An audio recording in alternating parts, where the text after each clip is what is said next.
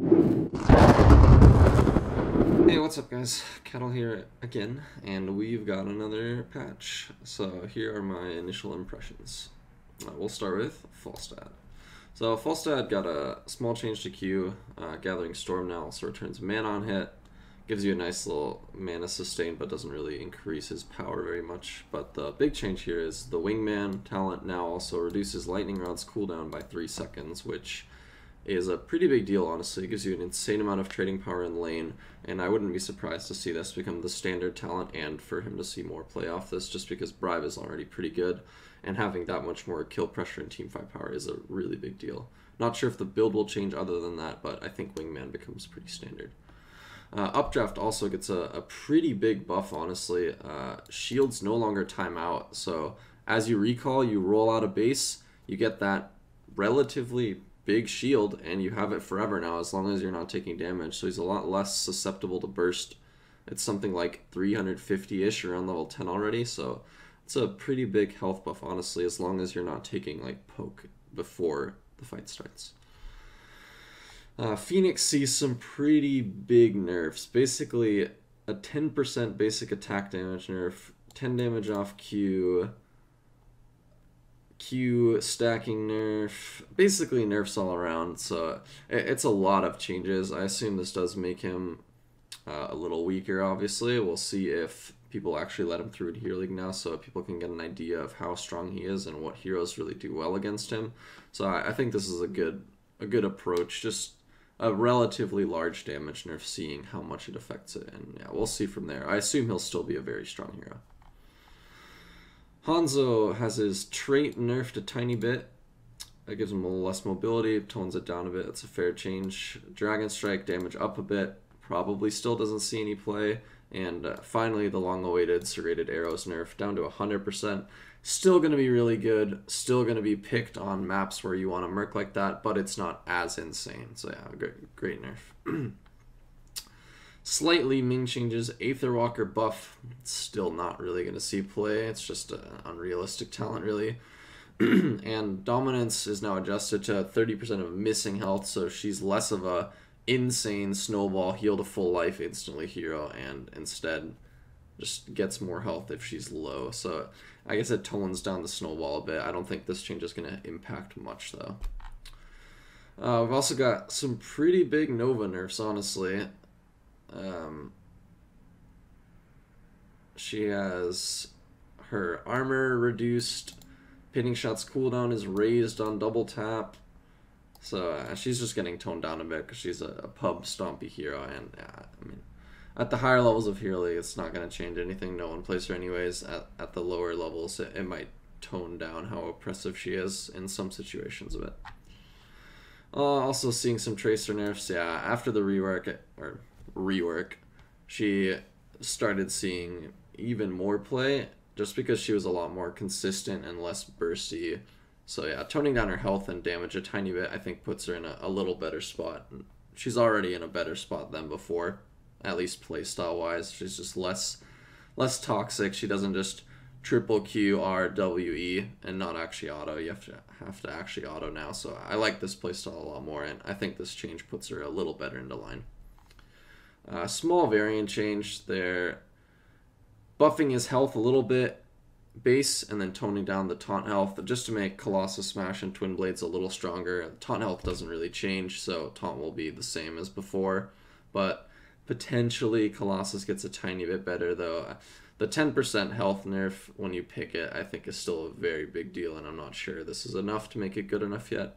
Twin Blades might be a little better, but yeah, same thing. Not really sure it has what it takes yet.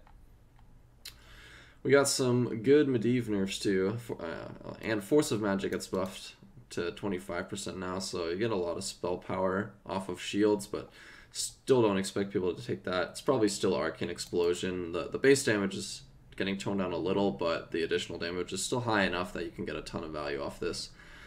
But Circle of Protection now raises the cooldown, which is a pretty big deal. So now you're at a 10-second shield if you want to use the AoE blow-up shield.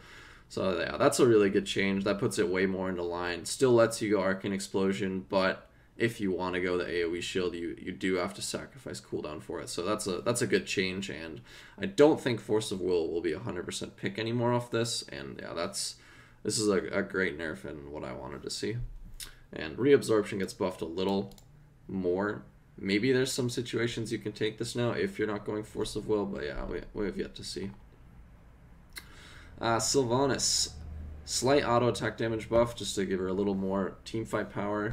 And then also abilities no longer disable structures. Auto attacks still change it, but her abilities don't. So you can still turn off forts if you're hitting them with your autos. You can still turn off 1 tower. I don't think you can quite do 2. But yeah, I assume that this is just the start of bigger Sylvanas reworks, just to make her a little less toxic and have to actually focus the buildings down with her autos to keep them turned off. So yeah, I don't mind this change, but yeah, I would like to see more done to her, which I assume they're doing. Got a pretty big monk buff, 80 base HP and a small transcendence buff, so he's going to be pretty damn tanky. He already is really tanky at this point. This might let him see even a little more play in situations where he's good. I still don't think Transcendence gets picked. I think Iron Fist gives you just too much pressure, especially with how tanky the body behind it is now. So I don't expect this to see pick yet, and I think it'll still be Iron Fist, but yeah, Monk might see a little more play.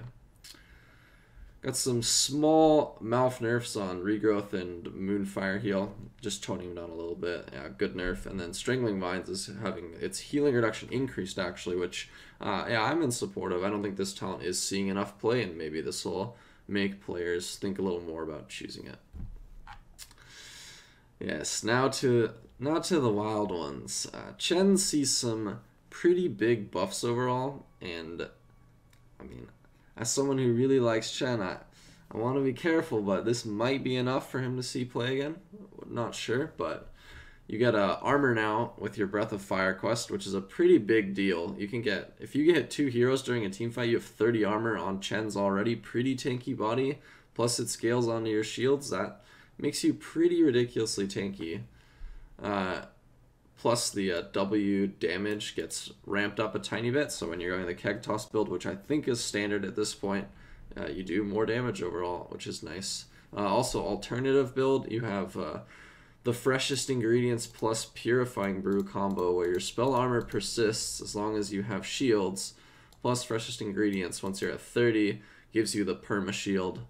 So yeah, also this might be like a pretty tanky version as well, though the 30 globe quest cap is still a little much, and I'm not sure this is good enough, but I could see Accumulating Flame become pretty much the standard talent now, and it does make him really tanky late game, so maybe this is enough. Dehaka sees some pretty interesting changes too. Slight adaptation buff just because of its low pick rate. Maybe it sees more play, though isolation is still really strong. And then Dehaka basically gets a new W build. Or not new, but Hero Stalker giving 1 essence per Dark Swarm hit. I tried this out in my 1 game yesterday. It's definitely not like a pick at every game, but Dark Swarm Hero Stalker at 4 plus Symbiosis at 7, potentially with Spell Shield at 1. On maps where you have a lot of bushes against a lot of melees, might see some play. It is pretty situational, just because if you go that build, you have less tongues and you really lack mobility, so it's really hard to pull off. But I could see it being like a 1 out of 20 games where it's like, oh, maybe I can go W build here. So that's pretty exciting. Leo sees just a small buff, auto buff, Drain Hope cooldown buff.